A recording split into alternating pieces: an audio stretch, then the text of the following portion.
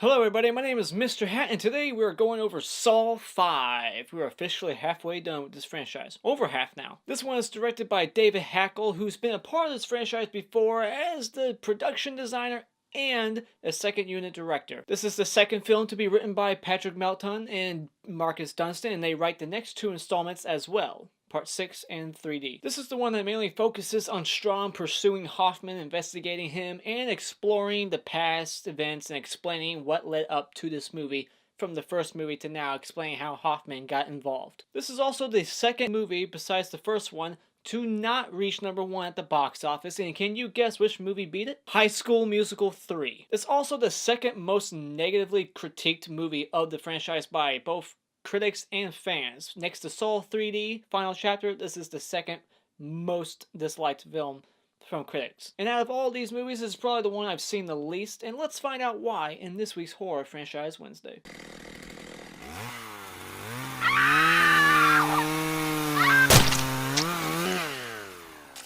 Saw 5.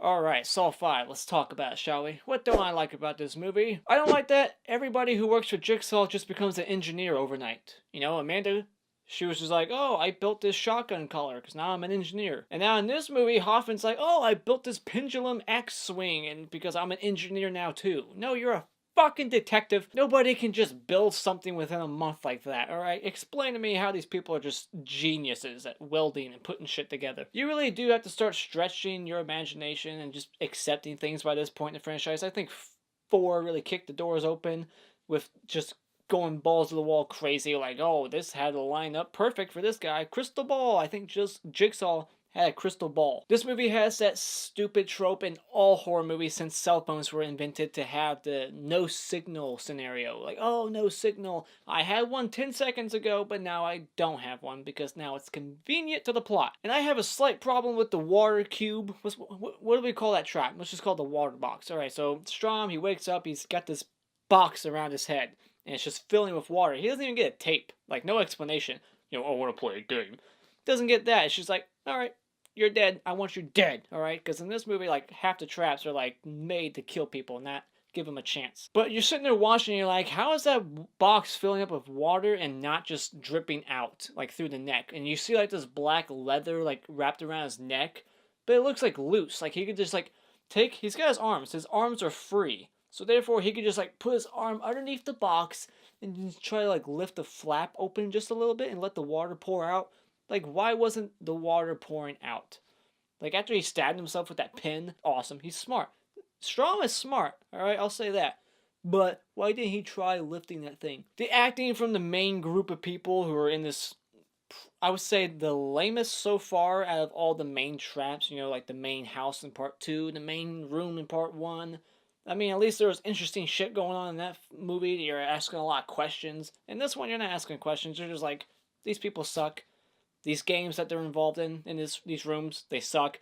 Each room is like, if you don't get out, you're going to blow up. If you don't get out, you're going to blow up. And it's like every single room. I mean, somebody goes to Home Depot and buys multiple glass jars and multiple boxes of nails, you should probably flag that person to the police, because Jigsaw apparently made a bunch of glass bombs of nails and nobody suspected a thing. But the acting from these people in the main room, I was trying to get to that earlier. I always go off topic. I just go off the rails. But the acting, especially from the tweaker, it's weak. It's what you would call overacting. And these characters are just not likable. Like, you find out that they're all shitheads by the end, but even at the beginning, you're just like, ugh, these people. In the tape in the first room, it tells them that they have to work together and fight their instincts. And what do? They go with their instincts and they don't work together, so you just can't root for them. And that ends up being like this little twist revelation towards the end. This movie really has no revelations. Out of all the Saw movies, I think this is the only one that really has no twist. Like, at all. Like, oh my, no! You don't get that in this movie. And Saw movies are supposed to have that. Like, that's what they all have. Even part 6 has like a little twist at the end, like wordplay. If I remember correctly, I'll be doing that one next. I haven't seen it in a while. But they all kind of have like a little twist. Maybe 7 doesn't either. It might. But this movie has no twist in my mind. Alright, if there was, let me know. Because I didn't see anything that shocked me where I was like, oh my gosh, really? That happened? There was a unicorn that was helping out all along? There's a German Shepherd in this movie that's like barking and the dog's name is Pee-wee. I thought that was weird. Calm down, Pee-wee. Don't. Stay, Pee-wee. Stay. Who the fuck names their dog Pee-wee? Apparently Mark Hoffman doesn't know proper elevator etiquette. He just, as soon as the doors open, there's like 4 people coming out, and he's like trying to walk in first, and then the woman gives him shit like, excuse me. Which is, she's in the right, because you don't fucking enter an elevator before people come out. But then John Kramer's in that elevator waiting for Mark Hoffman to, like, juice him, like knock him out with the syringe. And I'm like, how long has he been riding the elevator, just waiting for Mark Hoffman to get home, just riding the elevator up and down? Like, damn, when's Hoffman coming home? I'm supposed to syringe his ass tonight. Is he coming? Once again, Jigsaw says, I've never killed anybody. Bullshit. He goes even further to say that killing is distasteful. I've given people chances. Yeah, you gave that candle wax guy a big chance in the first movie. And like I said before, like, the main trap in this movie, just lame. Like, in the first room, there's like this decapitation thing, and when one of them gets a key, they then just like try using the key on all their collars, which at the end, it's revealed that one key works for all of them, but they didn't see that. They didn't try it. They didn't do shit. I mean, the fact that they have to work together is so blatantly obvious. Like, it's out there. Like, okay, why aren't they thinking that they could all fit in that tube? There's 4 tubes in this room, making them think that one of them had to die in the previous room, but none of them had to die. You got these 4 tubes, and each of them fit 2 to 3 people easily, but they all think that, well, the rules, I think, say that only one of us can be in each tube, so one of us has to die. Like, they say out loud, one of us has to die. No, these characters are just so stupid, you can't fucking care for them at all. But I guess at this point in the franchise, you're not supposed to care, but I cared in the first one, I cared in the third one. 4th one, eh. But in this one, I don't care. I just do not care at this point. And then they get to the final room, alright? After, I mean, even in the bathtub room, there's 5 things. It's like, yeah, there was 5 of you. Are you putting the pieces together yet? Nope. It takes to the last room for them to find out that, oh, we were all supposed to work together.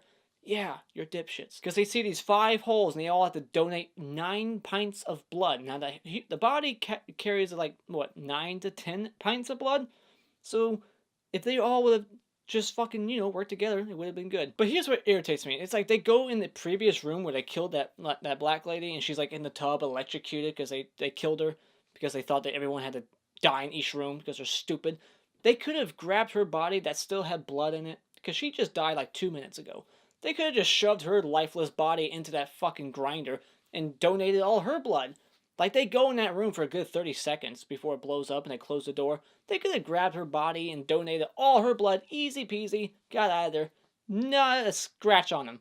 But they're stupid. And then, like I said before, they're not likable. And they're not likable because at the end of the movie, you find out why and how they're all connected. Because they're evil. They caused 8 people to die, One of them burnt down a building for heroin, and that building, the fire chick that got decapitated, she wrote a phony report, writing it off. The investigative journalist buried the story, and the woman who survives this thing, I think they survived. The 2, they passed out from the loss of blood, but I think they're alive. But that woman, she basically told the heroin guy to burn it down because she wanted to set up new condominiums. And the other lady gave the city permit, whatever, city planning permit to that evil lady. So yeah, they're all evil, they're all connected, and I don't give a shit. They're just not likable. It's not a good twist. I wouldn't even call that a twist.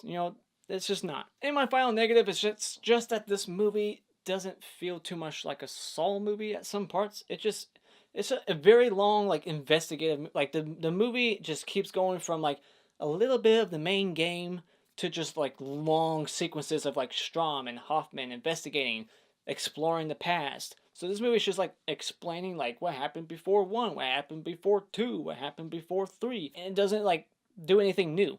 It's just talking about everything before. It's not a bad movie. I mean, it's not a good Saw movie. And this is probably at the bottom of my list. That's why it's at the bottom of a lot of people's lists. So far, I don't think I like this one. It's almost with part 4, but I would say this one's probably my least favorite so far. Alright, what did I like about this movie? The opening trap. It's probably up there with one of the best opening traps. We got the fly trap in the face, part 2, and then part 3, it's the hooks in the body, and part 4, it's the blind versus mute. That's probably my favorite, because it's kind of clever. But in this one, we get this pendulum axe, and it's just swinging, and then it cuts this guy in half slowly, just sending his guts everywhere. I like the way it was shot. It's very realistic. It's very gory. It's one of the goriest openings so far. And we find out that Jeff's daughter is still alive. Hoffman, he like sets up, the third and fourth movie, he sets it all up to kind of like help him win in the end, like to be the hero who escapes unscathed by Jigsaw, who takes him out. This is basically Hoffman's movie, and I think Hoffman, he almost upstages John Kramer in a way. Like, he's more intimidating. He's a more interesting villain than John sometimes. And I think he's a Greek actor. Like, I looked him up. I think he's Greek and Australian or something. John leaves a box in his will for Jill Tuck, and we don't know what's in that box yet, and I like mysteries. So we'll find out in Saw 6 or 7 what's in the box, but I'm not sure yet. We get a very cool decapitation in this movie. I would say decapitations, head choppings, probably one of my favorite kills in horror movies, period. Like, if there's a decapitation in a movie, I just love it all the time. It's always the most interesting or cool kill in movies for me. But there's one in here that tops it, and I will get to that later when I give my awards out. But the decapitation in this movie is pretty good. Her head just gets, she falls back and her head just gets whacked off. And then even her foot's twitching on the ground. We find out that Hoffman, he's done a lot of stuff. Hoffman has been involved in all the Saw movies. Like, he wasn't just involved in Saw 4. He was involved in all of them. He set up that thing at the beginning of the movie, the pendulum axe, because that guy killed his sister, so that's what got him into being a Jigsaw killer, and Jigsaw found out about him, giving Jigsaw credit because he set it up to be like a Jigsaw trap. But I just like the confrontation that we get between Jigsaw and Hoffman. He basically recruits him, but he recruits him by blackmailing him because he knows he's responsible for killing that guy with the axe at the beginning, the pendulum axe. So I like that we got that explanation, because I'm just like, how many people are working for John Kramer and why? Well, because he's being blackmailed, that's why. But yeah, Hoffman, he helped get that razor maze guy in the first movie, the guy who goes to the razor maze, he helped get that guy. He helped engineer and set up that keyhole gun in part 2. And we still know that he put the letter in the drawer that freaked Amanda out in part 3. We don't know what it said yet in this franchise. I think we find out in part 6. And I'm only assuming that he put that letter in there because he wanted it to cause Amanda to shoot Len so that they would all die and he would come out the hero, the one that's the last alive. Because if he didn't do that, there was a possibility that Len would have passed the test. Therefore, if she passed, Len would still be alive, John Kramer would still be alive, but maybe Jeff would have still popped one of them. Who knows? There's a pretty badass rock score in the second room with the tubes. I like that. It added to the intensity. We find out that somebody is on to Hoffman, and I don't think it was Strahm who wrote it. Like, Hoffman gets a letter that says, "I know who you are." And I think it's revealed in part 7 that it was Dr. Gordon. But we'll find out. See, this movie just plants things, and they don't even get explained for 1 or 2 movies. I like that. I like that about this franchise. Just mysterious shit happens, and you're like, what does that mean? And it takes 2-3 years, 2-3 different movies to find out what it was. Hoffman is basically planting all this evidence against Strahm, and it's interesting. It's kind of smart. He's just setting these things up to make Strahm look like the bad guy because he's trying to cover his tail. That's why he tried to drown him at the beginning. And the look on his face is just it's funny to just see that, oh shit, look on his face when he sees Strahm being carried out of that building at the beginning. He thought he was, he succeeded in taking him out. He's like, fuck, I still gotta deal with Strahm. And I really like Strahm in this movie. His dedication, I'm on board with him. I'm rooting for him. You can actually root for him. You're hoping that he kills fucking Hoffman, but he doesn't. Oh, we also find out that Jigsaw had Hoffman plant that medical pen thing that was used as evidence that made Detective Tapp think that Gordon was responsible in the first movie. Just little things that were said or done in the first movie are being explained in this film. It's oh, remember that? Well, it was because of this. It was Hoffman. And all the criminal photos, all the mugshots that John Kramer has had access to, especially in Saw 2, you're like, how does he get all these photos? Hoffman. There's a moment in this movie where there's a little blood trail in this underground factory or something. I think it's near the room in the first movie. So I think that blood trail was actually Dr. Gordon's blood when he escaped the room at the end of the first movie. And then we find out that the main game in this movie was set up during Saw 3 and 4. Jigsaw gave the pictures of the 5 people in this movie to Hoffman to set up. But obviously he didn't set it up right away because he was too busy playing victim in that sheriff throughout the whole fourth movie, and third one technically. The ending of this movie is okay. It's got one of the most brutal deaths in it. Not the most, but one of the most brutal. And unfortunately, it's Strahm. Strahm has to go.